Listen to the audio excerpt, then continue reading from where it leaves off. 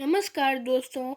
आज हम कक्षा 7वीं की हिंदी की पाठ्य पुस्तक वसंत भाग 2 का पाठ 8 रहीम के दोहे के कुछ दोहों के सरलार्थ करेंगे। दोहा नंबर 5। धरती की सी रीत है, शीत घाम ओ में, जैसी परे सो सही रहे, त्यों रहीम यह देह। शब्दार्थ: रीत, रीति या परंपरा, शीत ठंड, घाम धूप, मेह वर्षा, परे पेड़, सही रहे सहन करती है, देह शरीर। प्रसंग: प्रस्तुत दोहा हिंदी की पाठ्य पुस्तक वसंत भाग 2 में संकलित रहीम के दोहे नामक कविता से लिया गया है। इसके कवि रहीम हैं।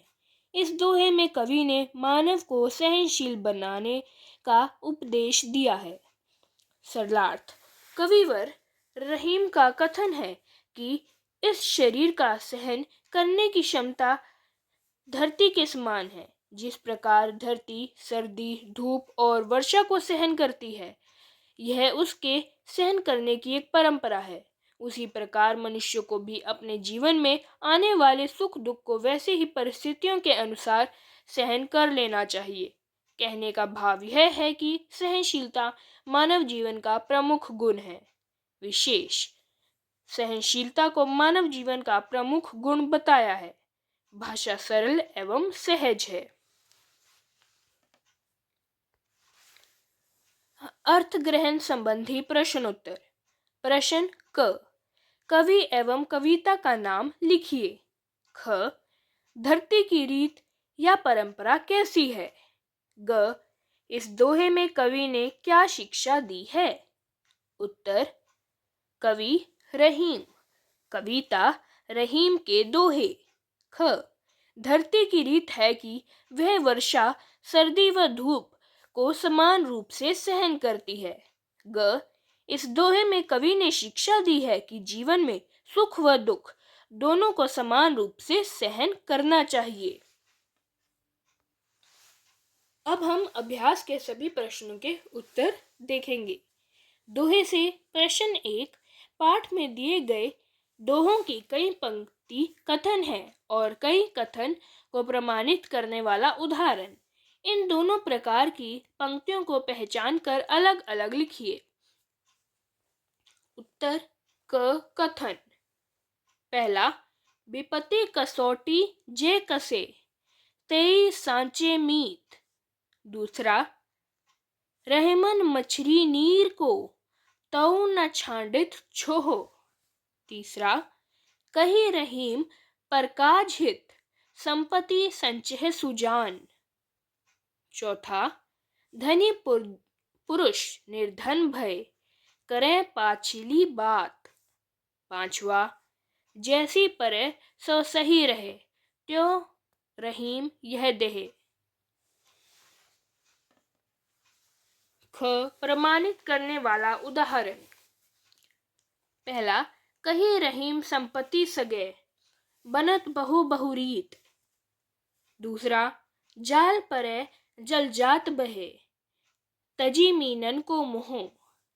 तीसरा, तरुवर फल नहीं खात है, सरवर पियत न पान। चौथा, थोथे बादर कवार के, ज्यों रहीम गहरात। पांचवा, धरती की सी रीत है, शीत घाम ओह में। प्रश्न 2। रहीम ने कवार के मास में गरजने वाले बादलों की तुलना ऐसे निर्धन व्यक्तियों से क्यों की है जो पहले कभी धने थे और बीती बातों को बताकर दूसरों को प्रभावित करने चले आते हैं। दोहों के आधार पर आप सावन के बरसने और गरजने वाले बादलों के विषय में क्या कहना चाहोगे। उत्तर: धनी व्यक्ति जब निर्धन हो जाते हैं तो पिछली बातों को याद करके उनका वर्णन बार बार करते हैं, जिसमें उनका घमंड स्पष्ट रूप से देखा जा सकता है। वे अमीर न होकर भी अमीर होने का ढोंग रचते हैं। जिस प्रकार आश्विन या कवार के महीने के बादलों में पानी न होने पर भी वे बहुत गरजते हैं, किंतु सावन के महीने में बादल जल से भरे होते हैं। वे यदि गरजते भी हैं तो तुरंत वर्षा कर देते हैं। वे केवल गरजते नहीं हैं, वर्षा भी करते हैं, जिससे धरती की प्यास बुझती है और तरह तरह की वनस्पतियां उग उगकर धरती को हरा भरा कर देती हैं। परीक्षा उपयोगी अन्य महत्वपूर्ण प्रश्न। प्रश्न 1। कविवर रहीम ने सच्चे मित्र की क्या पहचान बताई है? उत्तर। कविवर रहीम ने बताया है कि मनुष्य के पास जब धन दौलत आ जाती है तो बहुत से लोग सगे संबंधी बन जाते हैं, किंतु सच्चा मित्र वही होता है जो न केवल सुख अपितु मुसीबत के समय भी साथ नहीं छोड़ता। विपत्ति ही सच्चे मित्र की कसौटी होती है। प्रश्न 2।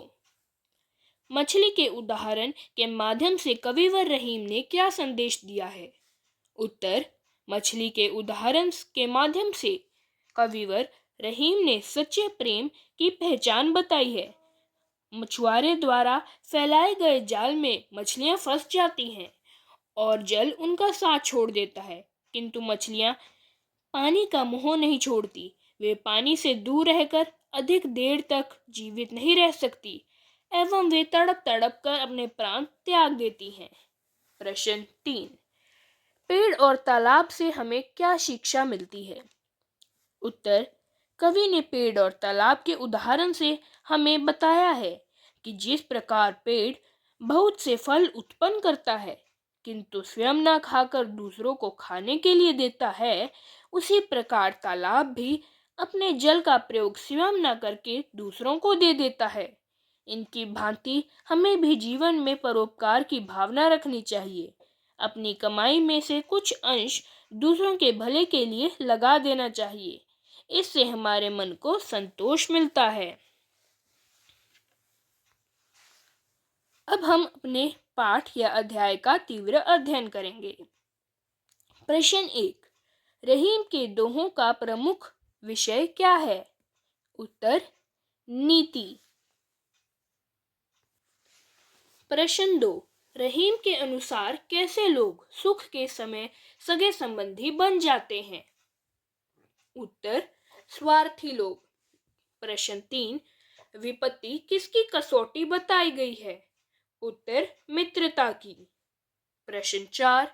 कवि के अनुसार कौन जाल से बह जाता है? उत्तर। पानी। प्रश्न 5। मछली जल का मोह क्यों नहीं छोड़ती? उत्तर। वह जल से प्रेम करती है। प्रश्न 6। समझदार लोग संपत्ति किसके लिए संचित करते हैं? उत्तर। परहित हेतु। प्रश्न 7। अमीर से निर्धन बनने व्यक्ति की तुलना किससे की गई है?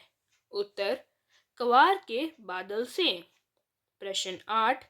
कवि ने धरती का प्रमुख गुण कौन सा बताया है? उत्तर। सहनशीलता का। प्रश्न 9। कौन से लोग संपत्ति को दूसरों के लिए संचित करते हैं? उत्तर। सज्जन। प्रश्न 10। रहीम जी ने मानव शरीर को किसके समान धैर्य धारण करने वाला बताया है? उत्तर। धरती के। प्रश्न 11। पठित दोहों में कौन अपनी वस्तुओं का प्रयोग नहीं करते? उत्तर। तालाब और वृक्ष। दोहों से आगे प्रश्न। नीचे दिए गए दोहों में बताई गई सच्चाइयों को यदि हम अपने जीवन में उतार लें तो उनके क्या लाभ होंगे? सोचिए और लिखिए। क। तरुवर फल सच ही सुजान। उत्तर। यदि हम पेड़ों और तालाब की भांति परोपकारी बन जाएं तो हमारे जीवन से घमंड एवं मोह समाप्त हो जाएगा। इससे हम सुखी एवं संतुष्ट जीवन व्यतीत कर सकेंगे। समाज से छोटे बड़े, ऊंच नीच, गरीब अमीर का भेदभाव भी समाप्त हो जाएगा। ख। धरती की सी यह देह। ख। यदि हम धरती की भांति सुख दुख को समान भाव से सहन करना सीख जाएं तो जीवन सुखी बन जाएगा। जीवन में किसी प्रकार के असंतोष का भाव नहीं रहेगा।